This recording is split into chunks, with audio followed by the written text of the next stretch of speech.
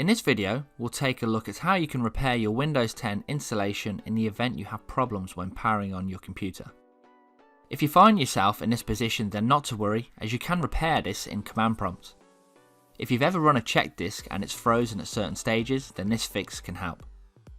Now, it's advisable that you have a backup of your data before you carry out these next steps, as it's always best practice to have a copy of the data on an external drive. So if you end up with startup issues and you've tried all the other options available, then you can attempt to repair Windows 10 using command prompt. Let's go into Advanced Options, Troubleshoots, and Advanced Options. Now we won't be using command prompt from Advanced Options as some of the commands won't run from here. For this, we'll be using command prompt from Safe Mode, so go into Startup Settings. Here you can see that we can boot into safe mode, so let's select Restart.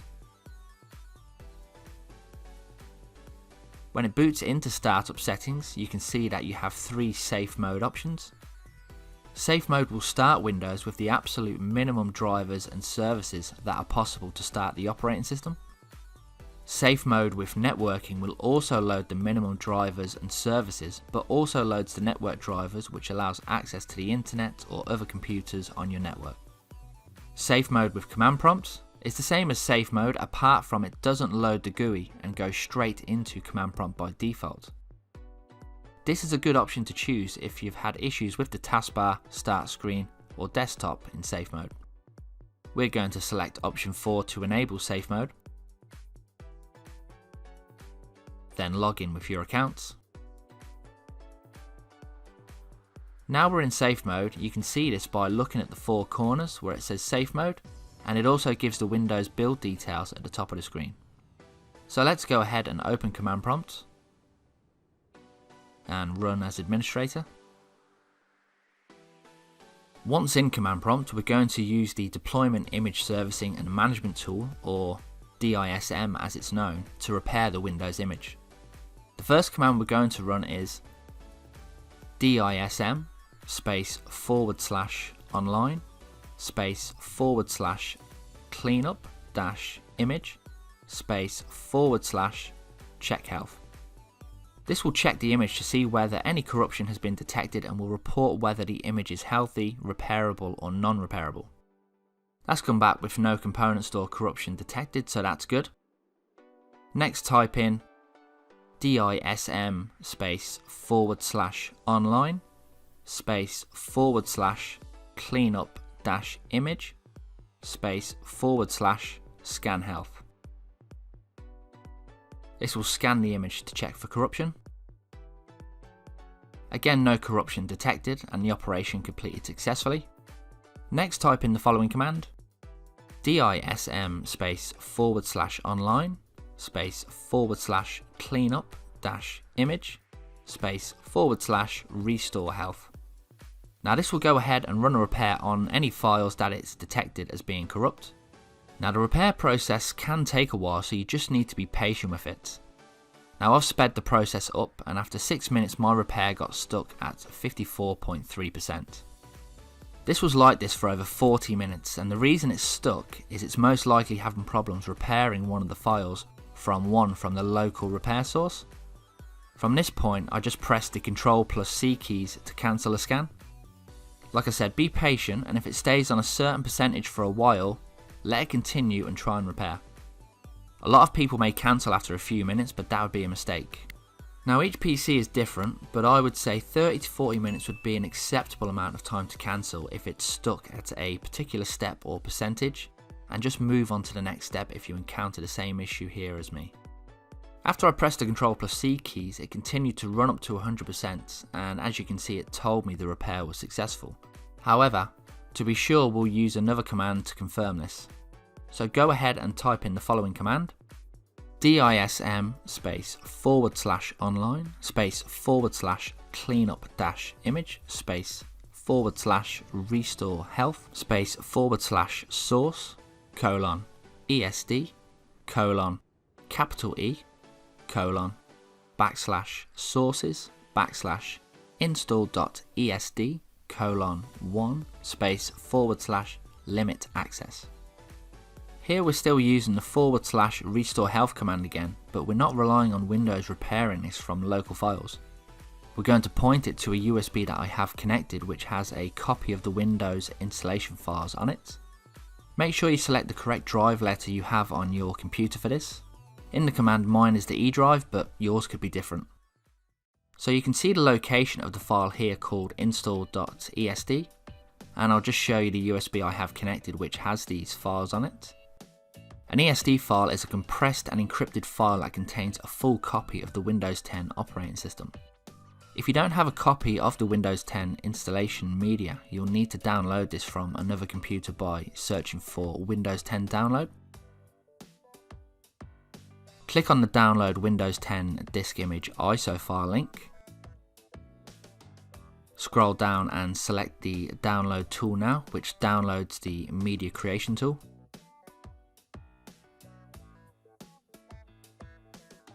Once downloaded, open up the media creation tool file.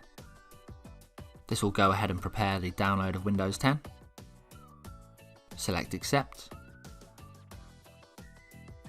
When it's ready to start the process, you should select the create installation media for another PC and next. Use the recommended settings unless the edition or architecture is different on the computer you're trying to fix. Now you'll need a USB for this which has at least 8 GB of storage on it. You can see I have a 16 GB USB connected here. Select next. Select the USB and next again. This will now go off and download Windows 10 and create a bootable USB for you to use. So when you have this, you're ready to run the command back in safe mode. The final part of the command specifies / limit access. This tells the deployment image servicing and management tool to not check Windows Update or Windows Server Update services for the source files. So let's run the command. This will go off and repair any corrupted files that it finds and replaces non-repairable files where required. We could have used an install.wim file to do this step as well, but a lot of the time this is hard to locate for people, so downloading a fresh copy of Windows 10 and pointing to the install.esd file is the easiest. So that's completed successfully. Remember, I've sped up the process so it won't finish as quick as this, as it needs to scan a lot of files. The last command we're going to run is sfc / scan now. The system file checker, or SFC as it's known, scans the integrity of all protected operating system files and replaces incorrect, corrupted, changed or damaged versions with correct versions where possible. So that's finished, and you can see it's found corrupt files and successfully repaired them. So let's exit out of command prompt. Now you can restart your computer and see if your Windows boots up for you. If it doesn't boot up and you've tried all other methods, then you may need to reset your PC. Now, if you go to Settings, Update and Security, Recovery, you can see to reset this PC here. But if you go to Get Started, and for example I'll select Keep My Files, you can see that this feature is not available in safe mode. So let's close this, and we'll go to the Advanced Startup area and select Restart Now. The computer will now restart and bring us back into the Advanced Options area. To reset your PC from here, go to Troubleshoot and reset this PC. Here it gives you the option to keep my files or remove everything. I'm going to select keep my files, and even though it says it will keep your personal files, it's always advisable that you already have a copy of your personal files backed up on an external hard drive beforehand. So I'll go ahead and select this. In newer versions of Windows, you'll be asked to enter your password, so I'll go ahead and pop in my password and select continue. Again, in newer versions of Windows you have two options. One, to reset with a cloud download.